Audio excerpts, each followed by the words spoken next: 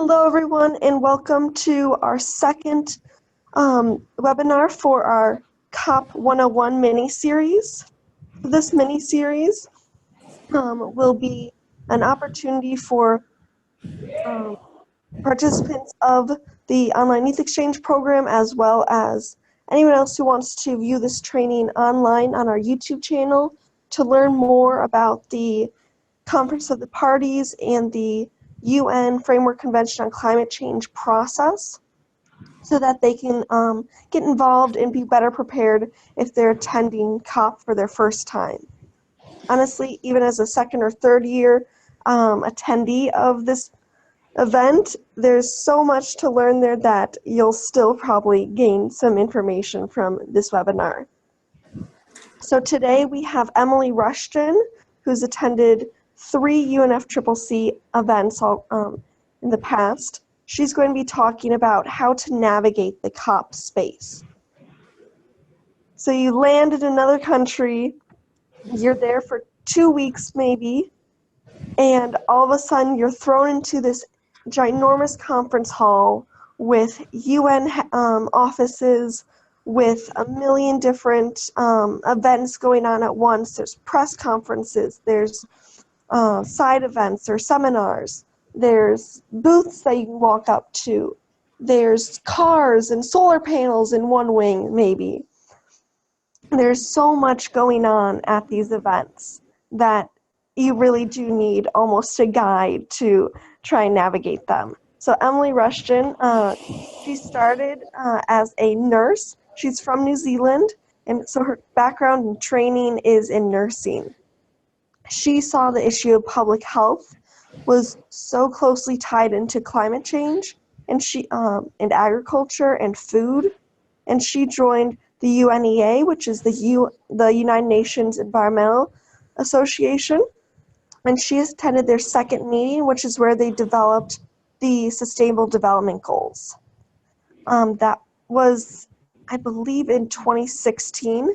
Later that year, she attended COP22 in Marrakesh, Morocco, and she's joined the Youth or Youngo, which we talked about on our last call, the Youngo Agriculture Working Group, and really moved that forward in the 2 years that she attended the COPs. She also attended the Intersessional SB 46, which is an interim meeting that happens between COPs. So there's 2 main meetings a year for the UNFCCC. COP is the main one. Intersessionals is the midway meeting. And then this past year, there was an extra meeting in Bangkok, which was like the phase 2 intersessionals, I think it was called. But you shouldn't have to worry about that, so don't worry about that. While she was, for the year she was attending COP from COP 22 to COP 23, she's a member of Youngo's bottom lining team, which means she was part of the leadership and the get things done team for the Youngo, which was the youth NGO constituency to the UNFCCC. So she's incredibly knowledgeable. She really did a great job attending these conferences and getting so much done. So I will give her the floor so she can talk all about it for you all. Hey, thank you, Sarah. I'm really honored to be asked to do this. It's quite late over here, so please forgive. I'm not going to speak as eloquently as Sarah. Thank you for the person who asked me to adjust my camera. I didn't realize I can't see myself. So, so I think I'm going to talk a bit about, all the parts that make up UN. I know you had Natalie last week talking to you about all the different strands of negotiations. But like Sarah was saying, there's so much that goes on. I think if you want to get something out of it, it's really important from my perspective to focus in and concentrate on specific areas and aims. In that way, you can really leave feeling accomplished. Otherwise, it's very common for people to get really lost and just float about and get really kind of just exhausted by everything and not be able to feel like they've grasped a huge amount, because it can be very overwhelming otherwise. So the UN is, when you're talking about the non-government parts that can feed in, we have 9 groups that are allowed to have a voice within the UN space. So you've got them up on the screen there. The youth part of it is younger, like Sarah was saying. And so you can see there, it's made up of 2 main weeks, we know that, right? But it actually quite often goes a lot longer than for a lot of what a lot of people go there for meetings before. You can see the G20 starts before. We often have a youth conference as well for trying to upskill our youth and empower each other and start focusing. The Climate Action Network also do a big sort of session in the weekend before to really focus in on what it is and update each other on the latest stuff that might have come out of the G20 or the other things that'll happen just straight beforehand, because it's constantly developing. So we're all sharing that into the knowledge of what's happened in the different meetings. And then on that first day, you've got, you know, that the opening session, it happens in a really massive hall. Not everybody can go there. And so people will be saying what we say interventions, which is just like a small speech. Every country and each of the non-governmental organizations normally will get a say if there's time. And that'll happen over that first week. You can see also, so in the middle there we have, it doesn't really stop. You do get the weekend, but during that weekend you still have a lot of events and things going on. I've put a little smiley face there. That's for the can party, which everybody looks forward to. I would look forward to it for the whole year. It's brilliant. And then the second week really is about everybody focusing on trying to get an outcome for whatever strands. You know, every strand is trying to get specific things. Like in our agricultural stuff, we had 4 years with nothing really tangible happening, and then last COP we got a big win, which was awesome, that we'd been working on for ages, and it was a huge part because of the NGO input. So that was awesome. And then we also focus a lot on you know, the media messaging that we're putting out right at the end as well. And then of course there's that COP closing. You can see down the bottom as well, the high level segment runs alongside, and we do get options to get in there as well. So what are the expectations that we're hoping to get out of COP24? So the Paris rulebook, like, are you having trouble hearing me? Is that all right? I can hear you fine. Okay, all right. There's just a comment that came up. Okay, so yeah, the Paris rulebook. So obviously we're trying to get the finished rules written down for how the countries, how that the Paris climate change agreement is actually going to function, so that we can start putting it properly into process. There is a small hope that there might be a possible entry of force of the Doha Agreement amendment to the Kyoto Protocol. All that means is there was an extension proposed in 2013 for the Kyoto Protocol to extend it to 2020 or 2020. It's still not been ratified, and so that's a hope, but yeah, we don't know.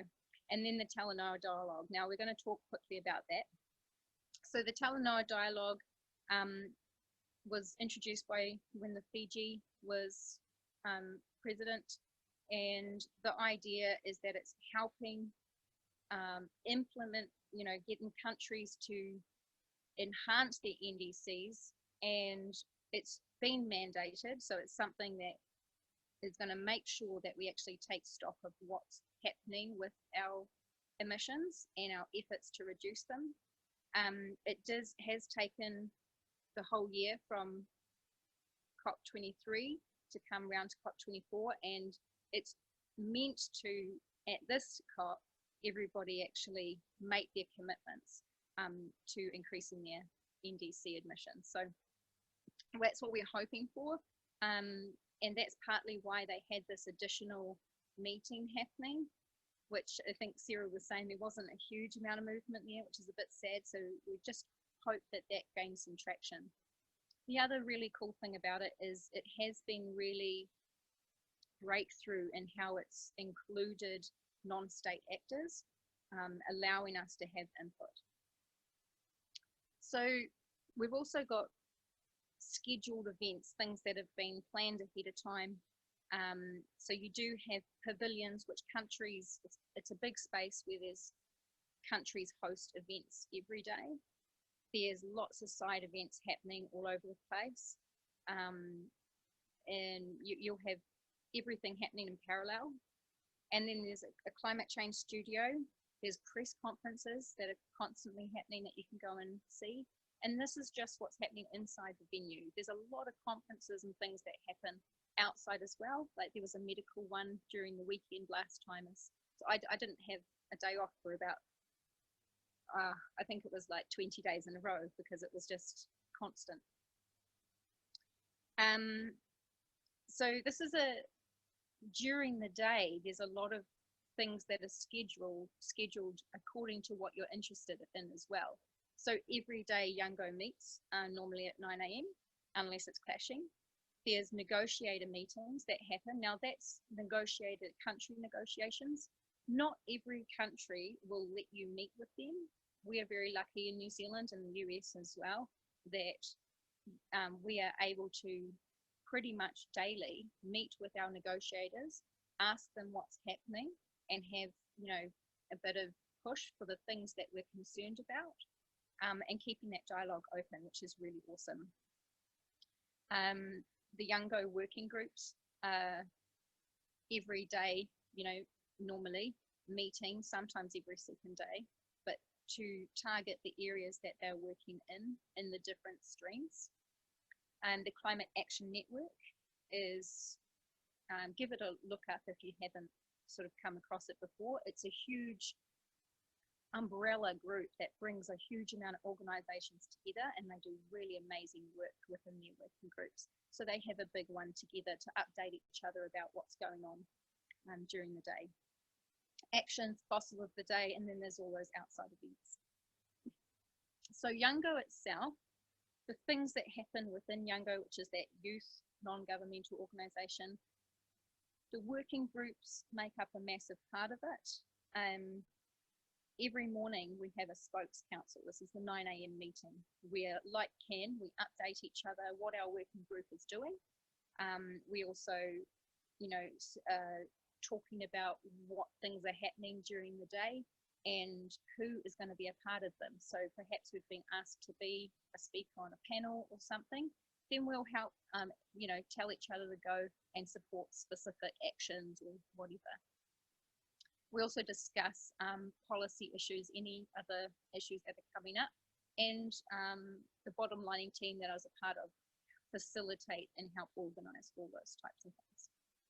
We also give out the tokens and make sure it's a fair process for being able to attend the different meetings, because quite often these meetings you can only get 1 or 2 people into the closed ones, like, you know, the high level segments and things like that. So we try and organise that all there. So Youngo has the opportunity to do this, addressing the plenary, high level segment and these different areas.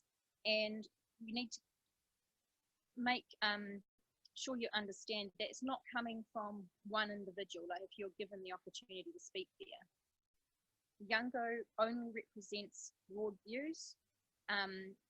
You can't represent every youth.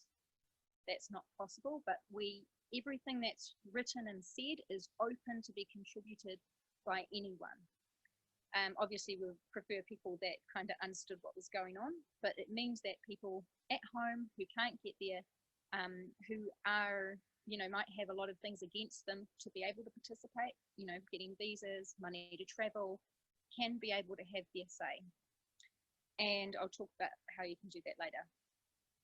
So we also get to have meetings with the officials at the convention, which gives us a really good voice. We sometimes run side events, and we are regularly given speaking opportunities on panels and side events. So there's also that Young and Generations Day is, you know, one day during COP each year, which is quite big, and we obviously have a really big part in that as well. So how can you specifically give, you know, some impact?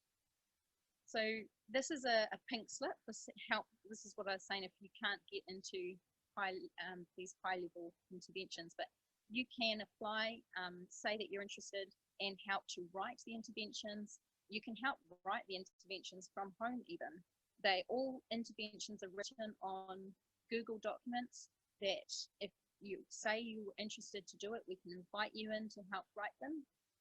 You just have to understand the protocols of how we do that to be fair to everybody, and then you can help do that. And then you can also ask whether you want to speak it if you're there.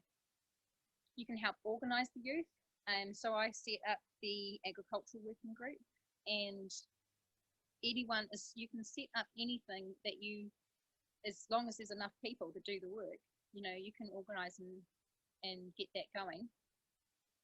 And you can help write the interventions. So like this one is at one of the opening segments, and they're done for all of the streams, all of the negotiation streams, and in lots of other places as well. And those interventions are all written collaboratively.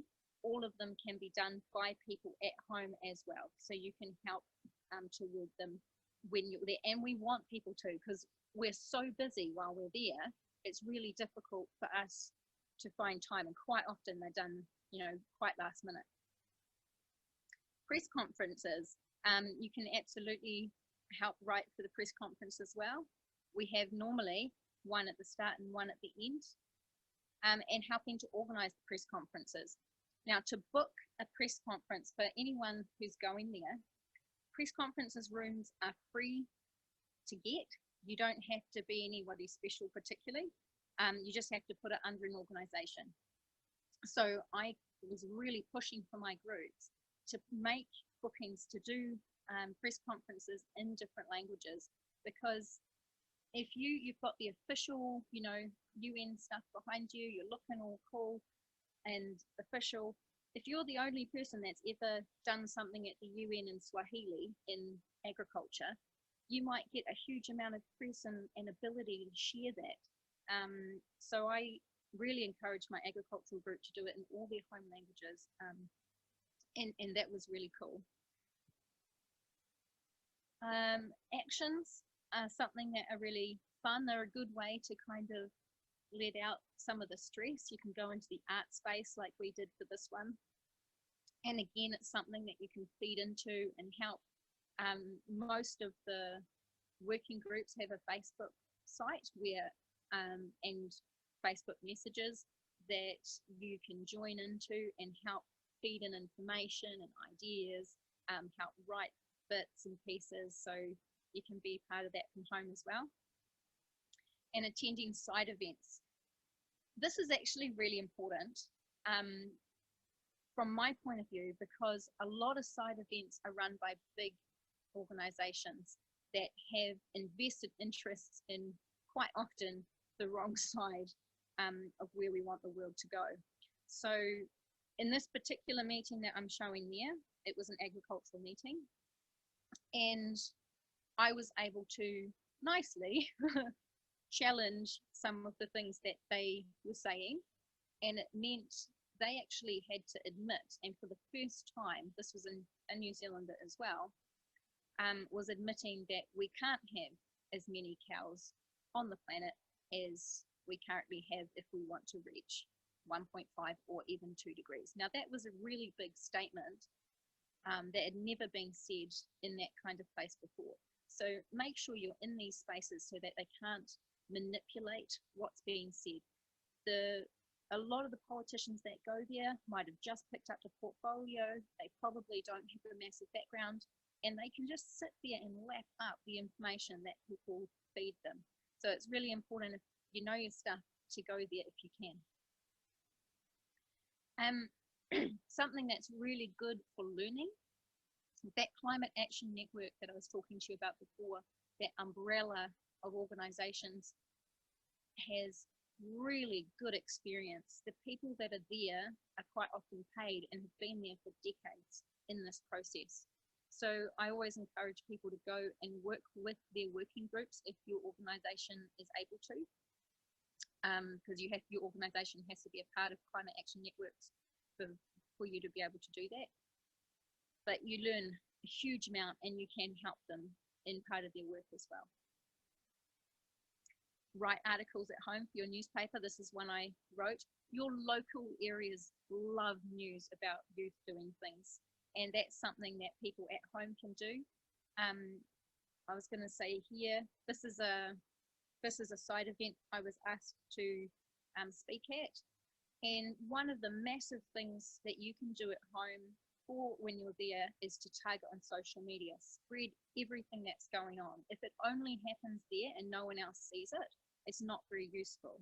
So getting someone that's going to concentrate on Twitter or Facebook or all the cool things that I don't know about anymore, that's really a very good space to be able to focus on.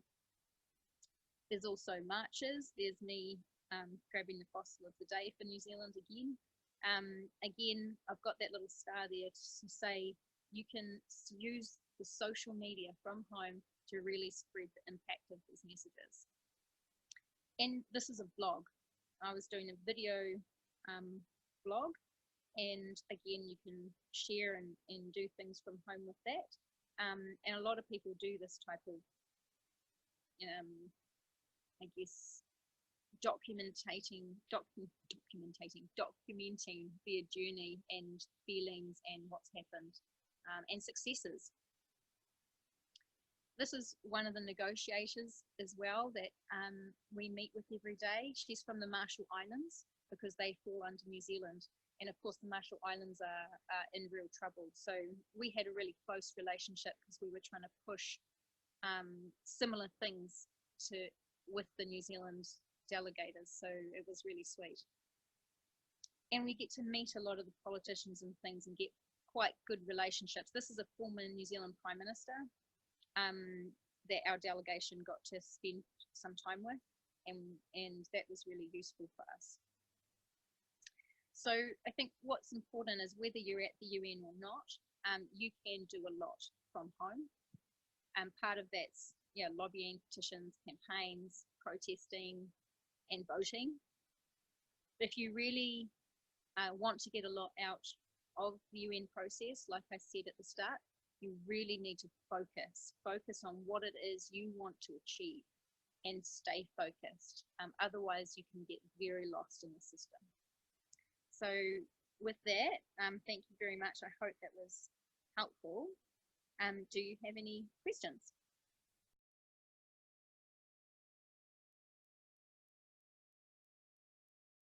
Okay, Emily, thank you for your presentation.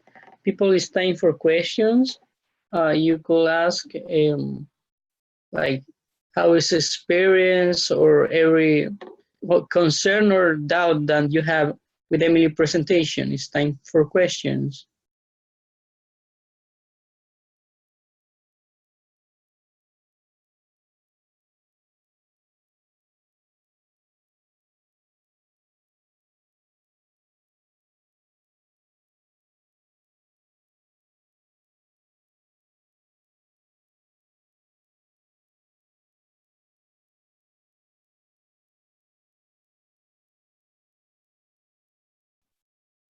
People, any questions here, or you are already like done with the presentation, people?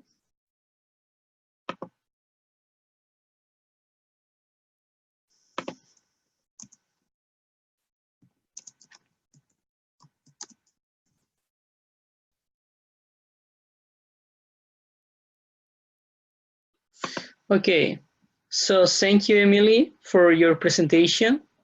Was very useful.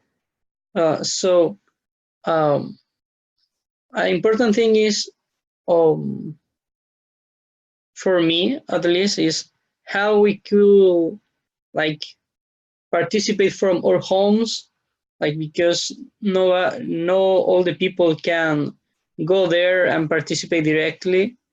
Um, what do you think is the key stuff for participating from home? Yeah, thanks. I think the biggest thing would be to make sure you've joined Youngo, to make sure you're in the mailing list, so that you can follow what's going on, and in the Facebook groups. So you can just Google, well, not Google, but search in Facebook for Youngo, and which is just the initials there. Join that, and look for, go in the information, look for what areas you might want to join, what working groups you might want to join. And if from there you can follow them and ask them, what can I do that's useful from home?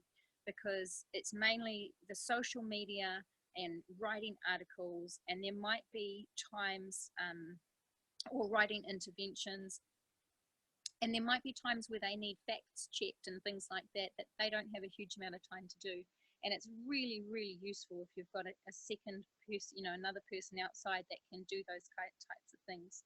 Yeah.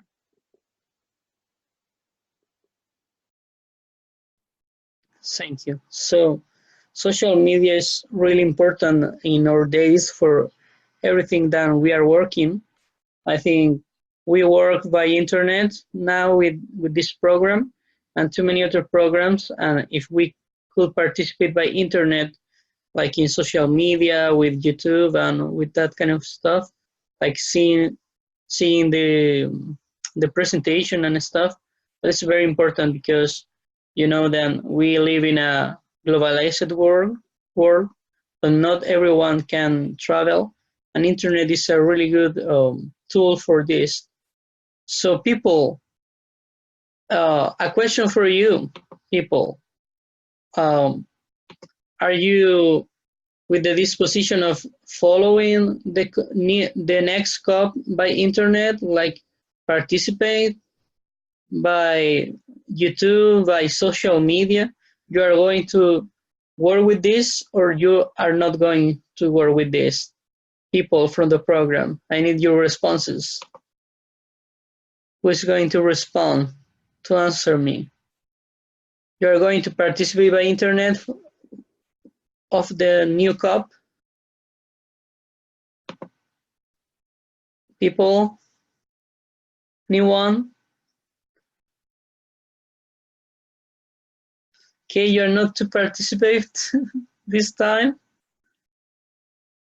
Oh, Cieda?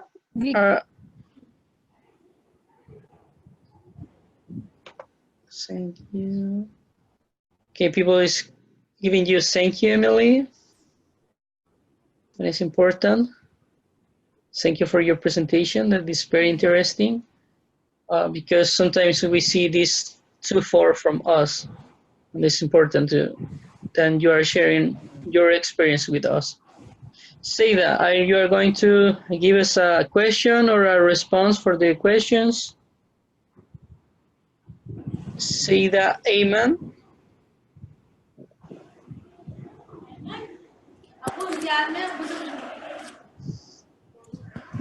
Say that.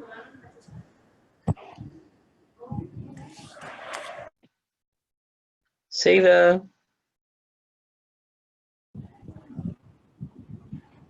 Hello, Hello. can you hear me? Yeah, we can. Hello. Yeah. Yes, I would like to participate in this program. Okay, great. You have a question for the presenter, or you have an opinion for the presentation? But please explain fully how can we participate or yeah, how can we participate in this program?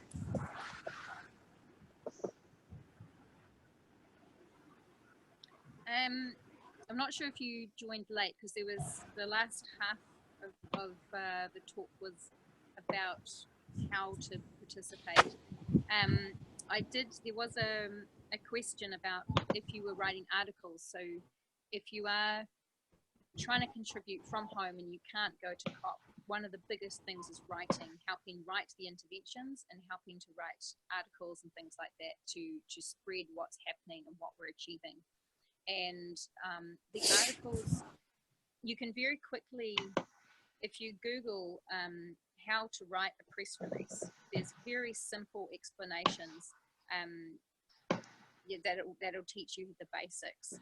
And you can just release them to your local area. Local papers will pick this up quite quickly because they're always looking for stories and they like feel-good stories. So just try and write it around what your local paper normally publishes. And if it's already done for them, most of the time they'll just publish it as it is. Send, the press release with some photos, and you can send it to a couple of different papers and it should be picked up. And yeah, again, the best way to help is with writing. It's what takes us the longest and it's what we don't have a lot of time to do. It's all, if it's for interventions and anything that's being said on behalf of Youngo, then it's all made and written on Google Documents. To help with that, you need to either get into working groups, which you can do by joining the Facebook, reading the information there. So search for Youngo in that Facebook and then joining the working groups from there. Thank you.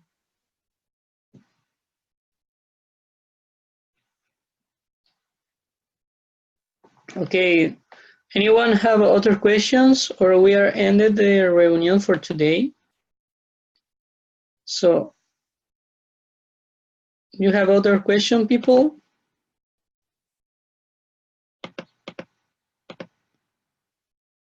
Okay, Emily, thank you again. Sarah needs to going out, so I am one of the people working with her. We thank you a lot for your presentation, and for all the people, remember this is a second webinar from this matter, so we have other webinars upcoming. You are going to receive the dates and the themes of every presentation. All people is thank you, Emily, for your presentation. That's very important to us.